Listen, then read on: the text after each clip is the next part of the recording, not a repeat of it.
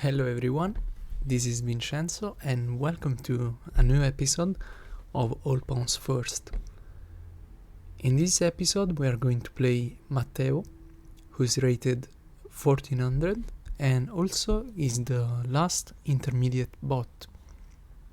So let's see the description. Mateo doesn't like to get attacked, so don't be surprised if he trades queens and tries to squeeze you in the ending. So, kinda like Ali, who has a positional style. Also, Matteo likes the end games. So let's play and let's see if we can beat the last intermediate bot. So we play as white in challenge mode. Okay, ever since I changed the rules to beat 1300 and more rated bots, I've started with d4 because it leads to closed positions, so I prefer d4 in all pawns first and also in normal games because I like to play the London. So what do we have here? Okay, I played e3. Now I think we play h3 to prevent any idea here. Okay, and this looks like maybe not a blunder, but it loses a pawn with an attack. Okay, and Matteo decided to sacrifice a knight, which is completely nonsense in my opinion. Okay, and do we take a third pawn? Usually when it is a gambit, you don't want to take too much material, but in this case, why not? We take, yes, we develop the bishop, but if Matteo castles, the king will be in a semi-open file, and this knight is not looking good. So we take, and on move 6, we are already up a piece and a pawn. So this is going very good in my opinion, but we have 5 more pawns to develop. So let's go here to prevent any problems with this diagonal. Okay, now I wanted to go b4, but the pawn is attacked twice. Although the queen is the first attacker, so Matteo is not going to take that pawn. So let's just go here for now. Okay, and now we have to be quick. Okay, let's go here now.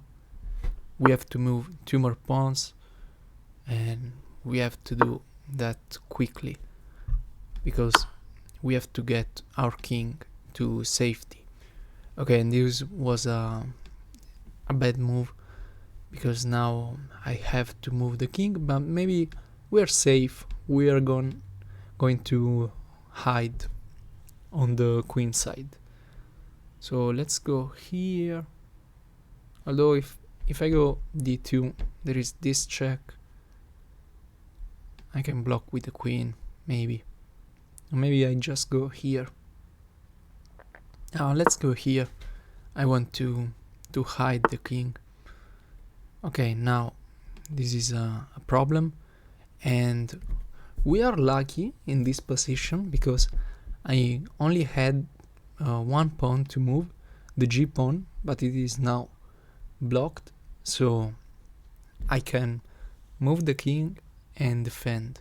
Let's go here, and now, okay, now the queen moved, so I will move the g pawn on the next move, I promise. But first I have to deal with this check, so I'm going to block with the queen. Okay, and now I can finally move the last pawn. Let's go here. Okay, now we have a game, and this rook is under attack, so we have to lift the rook or trade queens. Now, I don't think that this trade will help us, but I feel safer without queens on the board, and also we're up a piece, so let's go. Let's trade. Now we just develop, I guess, attacking the rook. This pawn is defended.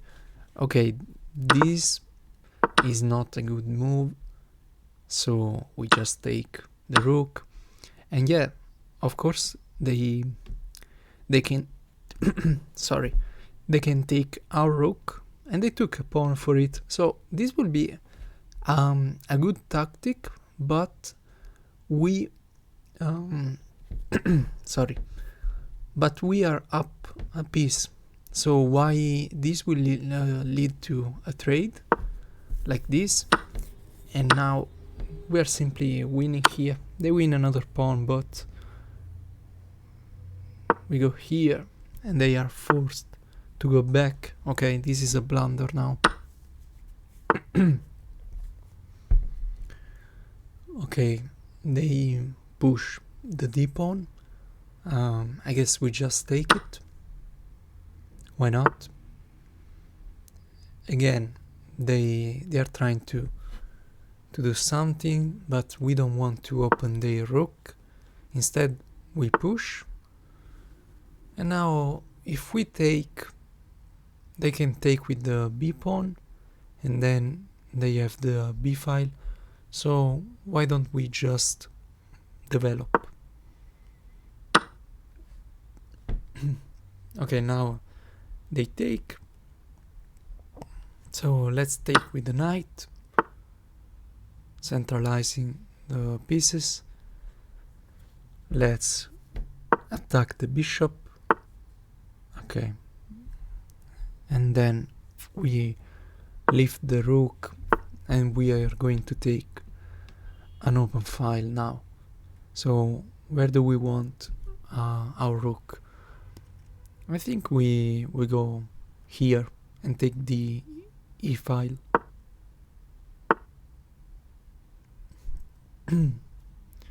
Okay, now we are 6 points up in material, so we just want to attack and take as many things as possible. Okay, and this is very good because we can just trade, and this is an easy win now. We cannot fork the bishop and the pawn, although there is this move, yeah. And now we just force another trade.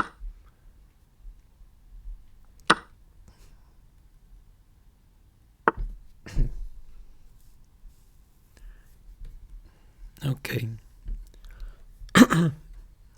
We can just take that pawn, but let's keep the structure together. Let's go here and prevent any movement of the black king, and then we can just push this pawn, right? Let's see, let's calculate here, here, here, here, and we are stuck, but the pawn will be defended on d6. Okay, do we take or do we keep pushing? Well, I say we push. We push again. Now black can stop the promotion, but we take first. We can also give a check, and now we promote. Obviously there is no stalemate because black can move 3 pawns and the king has some squares to go. Okay, let's give a check and promote to another queen. we don't really care about the knight. We have 2 queens. Okay, this is a check, we take. Okay, and now let's give a checkmate. Okay, maybe we give a check.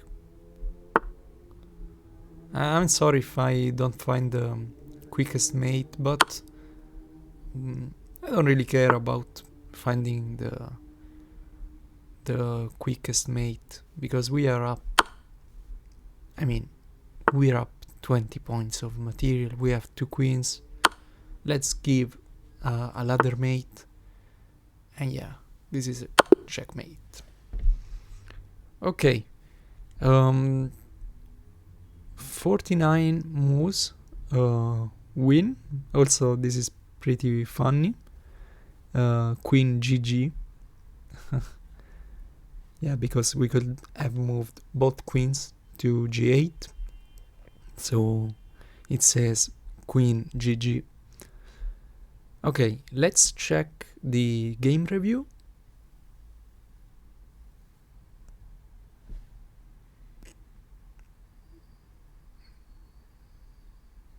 Okay, as you can see, Mateo's accuracy is not bad. It is 80%. I mean, it was 80% in this game, but he played quite some bad moves. As you can see, 5 mistakes, 1 blunder. We played 1 blunder and 1 mistake, but we won with 87.7% accuracy. So let's start the review. Oh, and this was a book move, e3. I guess it leads to some systems like the Collie system, if I'm not mistaken. But I always play the London, to be honest. Okay, obviously taking was best, and this was a bad move. This was the only blunder. But as I said, we had to move a pawn. Probably the best move here is knight f3 or just developing. Yeah, it is excellent. +4. But yeah, we had to move a pawn. Okay. Yeah, as you can see here,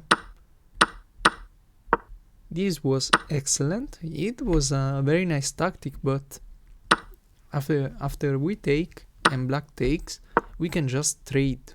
Yeah, and this was our mistake, because the engine doesn't always like trading.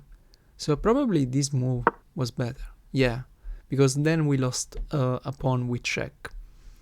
So yeah, don't rush to trade, because after we took and the bishop, they took a pawn with check, we moved the king, and this was a mistake, because black could have just moved the knight back, but instead we won a knight. And yeah, there are no more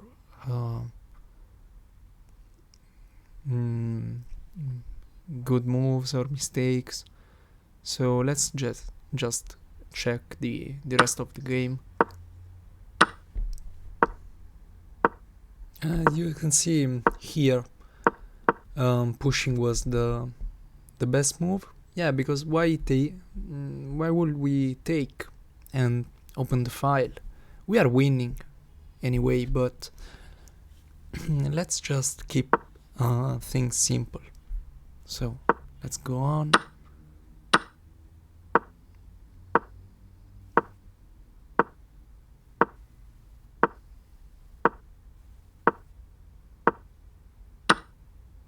Trading was best. Yeah, trading again was best, because we are so much winning. And here, very instructive. We are winning. It is +12.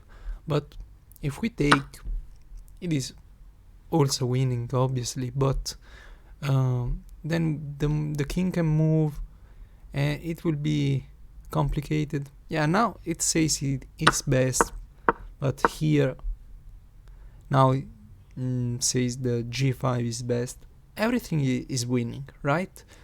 But let's say black had a piece or two pieces like us. Just keep things simple. So we have two pawns, one next to the other, and we are restricting the black king movement. This is the idea.